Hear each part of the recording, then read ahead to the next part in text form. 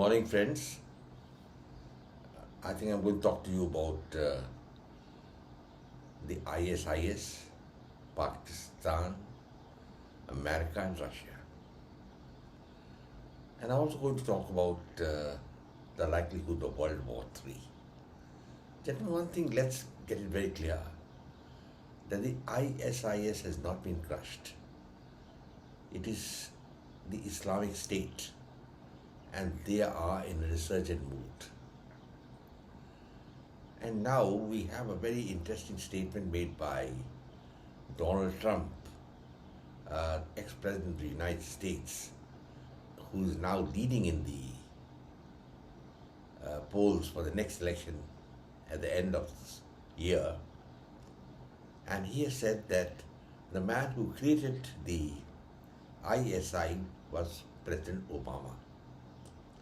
Now this is something which is very difficult to digest, but there could be some truth in it.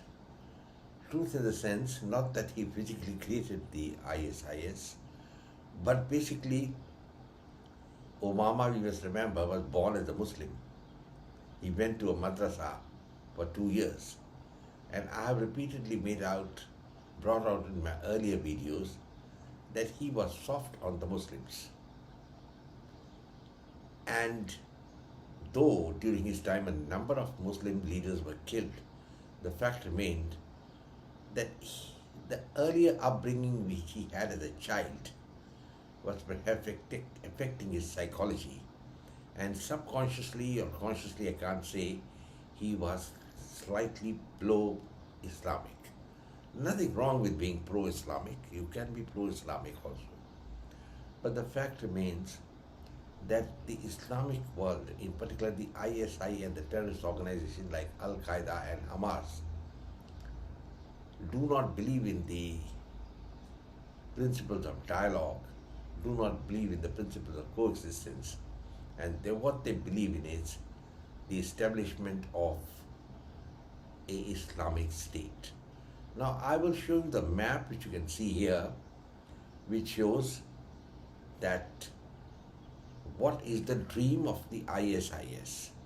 They wish to have a caliphate spread from Spain to India. And once they have won that, then they will go into phase 2 and convert the whole of the world into an Islamic state.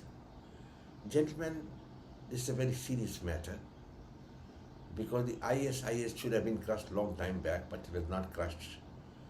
And that is the actual fact. Now we all know there has been a terrorist attack on Russia, and many people have died. I would say almost 150 to 200 people have been killed, and now the Russian police has got into action mode, and they've arrested about 9 persons, those who were connected with this terrorist attack. Now this is being wise after the event. Well, you have captured these men, but what were the use now capturing them now? The Russian state should have been alert enough to catch these fellows much earlier.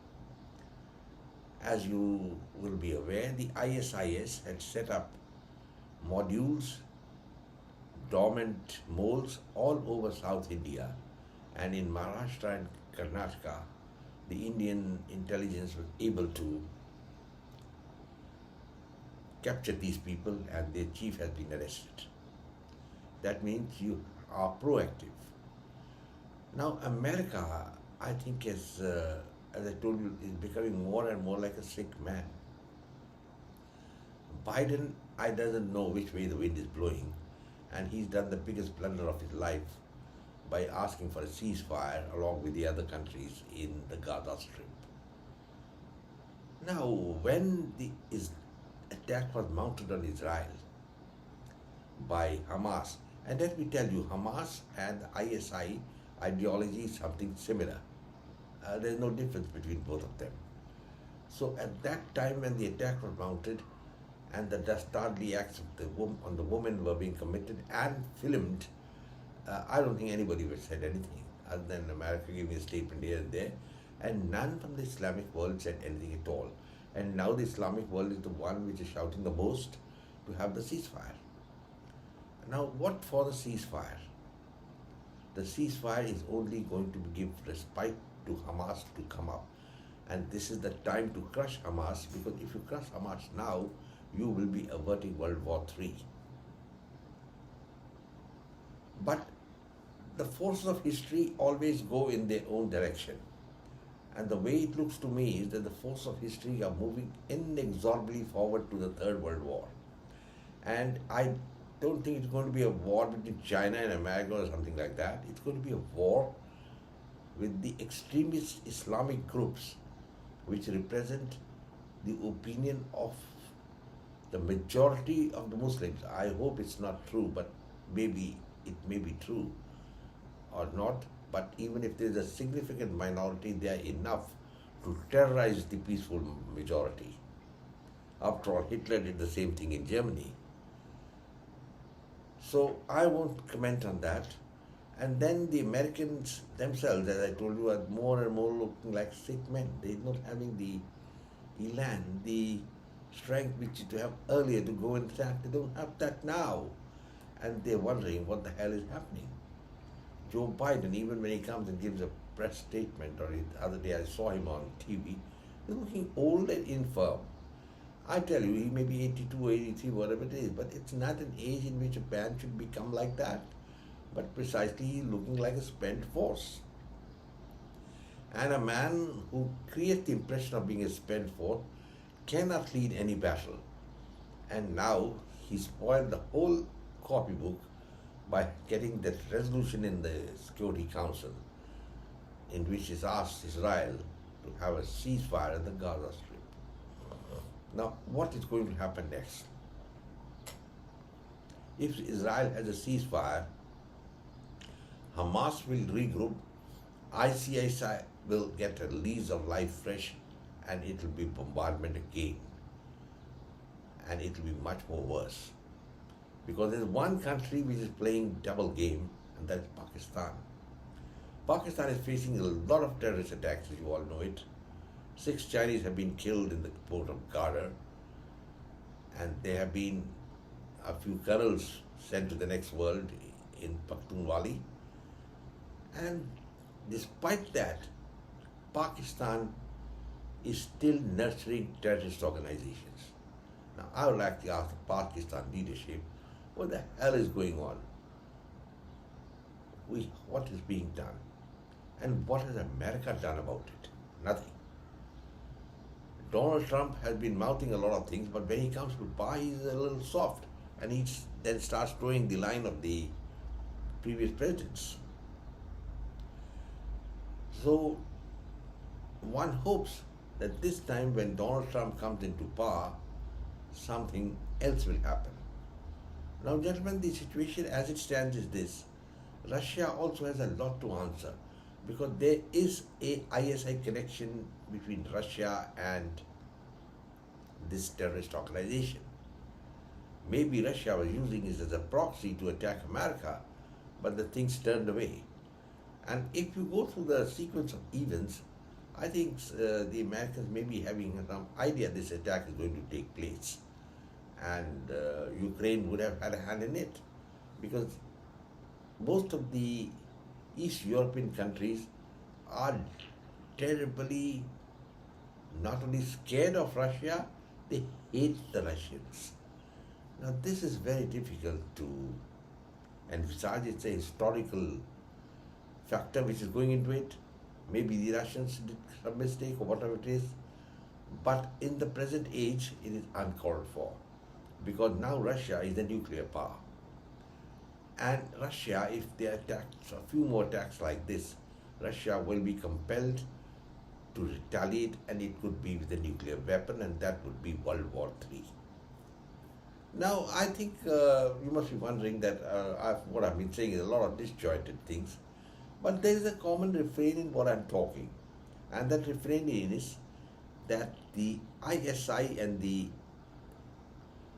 extremist Muslim organizations are hell-bent on creating a caliphate. That's number one. Who is their supporter? That is number two. I have a feeling it's partly supported by the Americans and the Russians for their own ends, not realizing that they are creating a Frankenstein.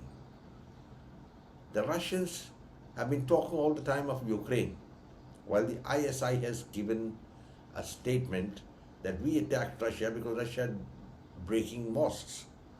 Now, what are you to believe in? Why the Russians are not going hammer and tongs against the ISI and its brethren, the Hamas and the Hezbollah in Syria? Hezbollah is having the patronage of the Russians, and that is the reason the Russians are paying a heavy price for this double game. Putin may be thinking he's a great statesman, but I think on this aspect he has failed. And that part we must remember what has happened. Now, coming down to the next part, what I want to say is the American role. Joe Biden is under tremendous pressure from Western Europe. Now, Western Europe historically has always been anti-Semitic. Hitler was not an aberration, it's the rule, and that was what was going on in Europe for centuries, and that includes Russia. Anti-Semitism, discrimination against the Jews.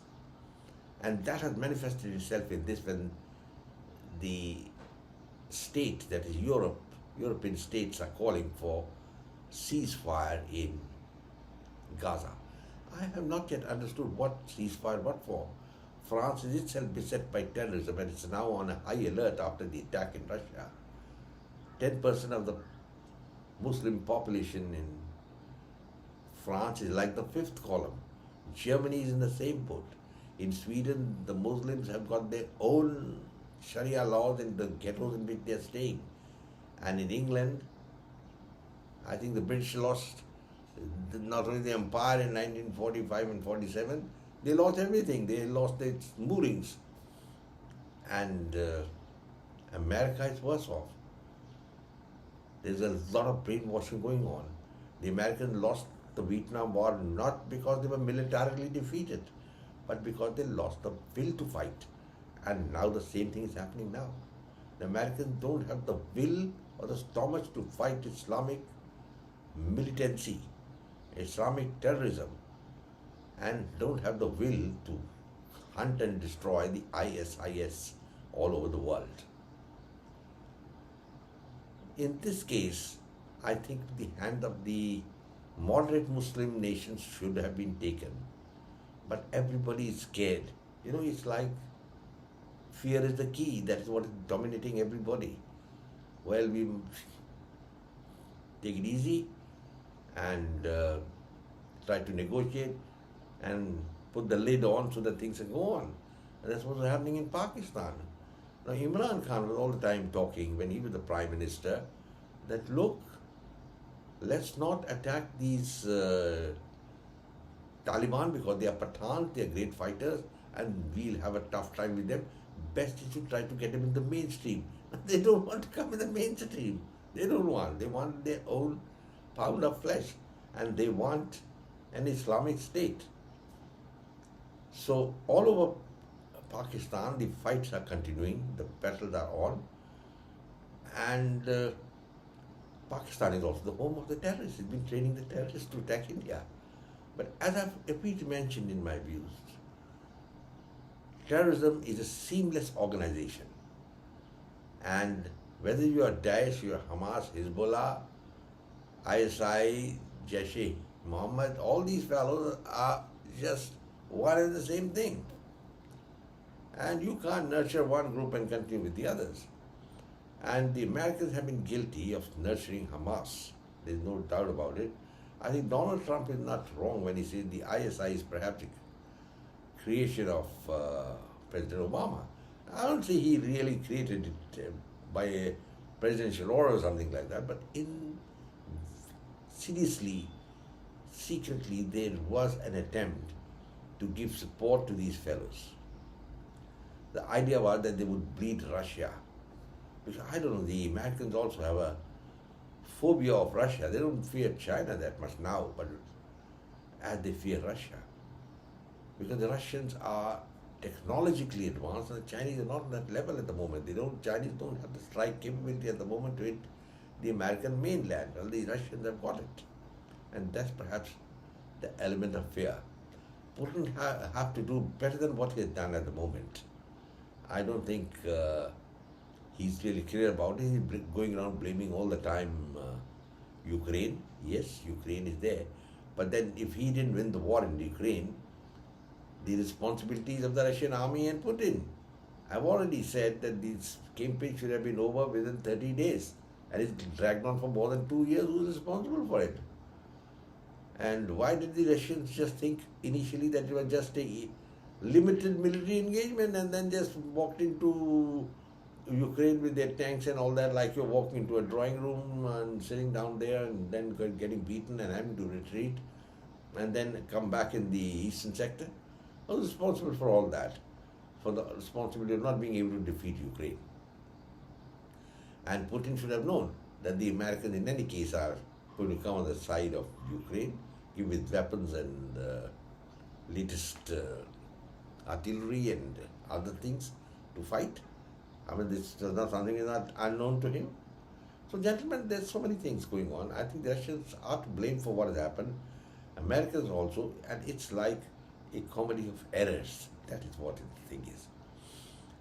Because errors are compounding errors. If you remember how the First World War started and how the Second World War started, you will see that there were also errors committed by the Allies. And now here the errors are being committed similarly, in which the West and even India are preferring to say that every terrorist squad is a Muslim.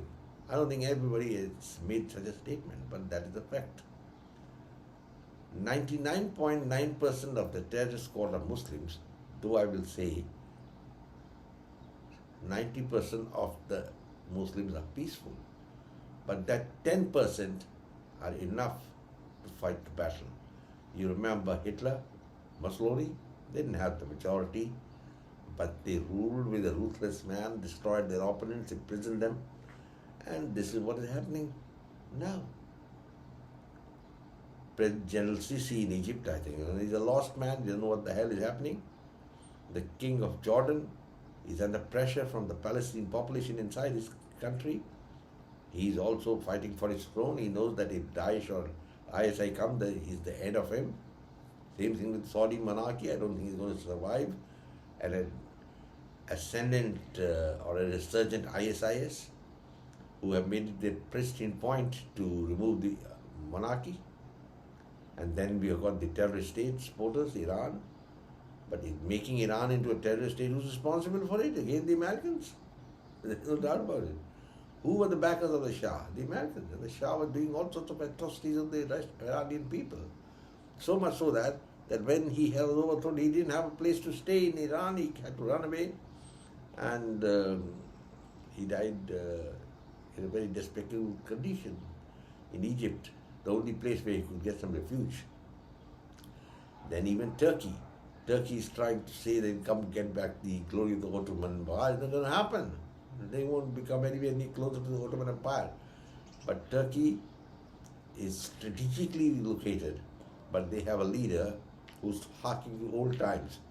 Probably he'd like to introduce the Islamic law also there, but unfortunately it's written in the constitution of Turkey that it's a secular state. So it's a regular things going on all over. But the common fund is, or rather the common thread is, that the world is facing an existentialist threat from extremist Islamic organizations. And India should also watch out. You can have a big chunk exploding in India also, because we have a lot of fifth columnists in India. And I have no hesitation in saying that the opposition in India has lost sight of the glory of India and talking on parochial matters. I don't think any opposition leaders have got any worthwhile idea other than saying that they just want to remove Modi. That's not the way it works.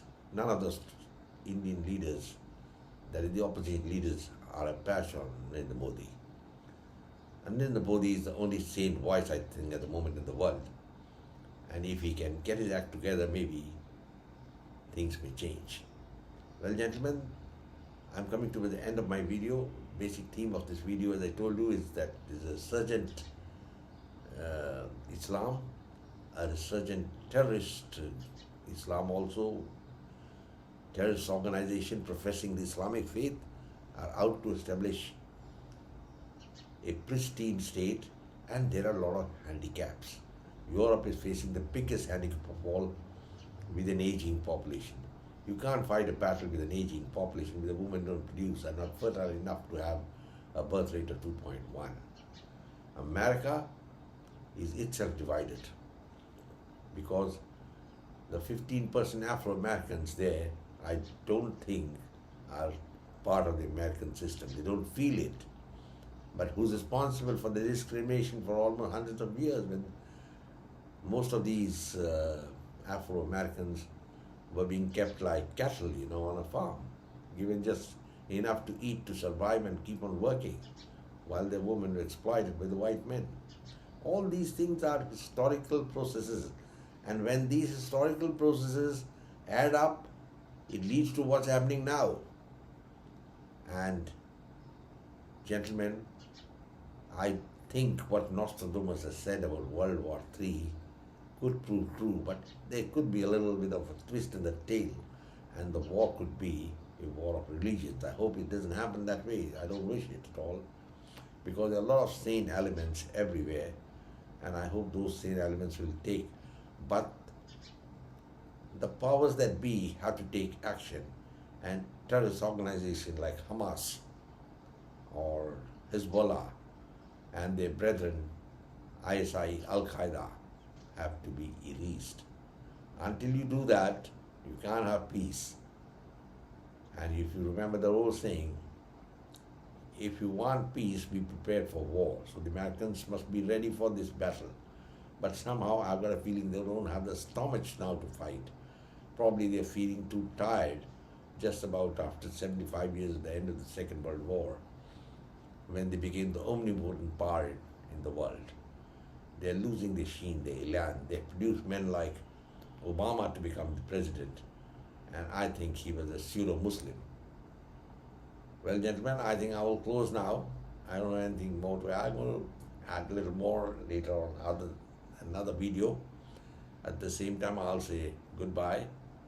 And if you get time, do subscribe to my channel, share it with your friends. And meanwhile, God bless. And let's hope peace reigns in the world.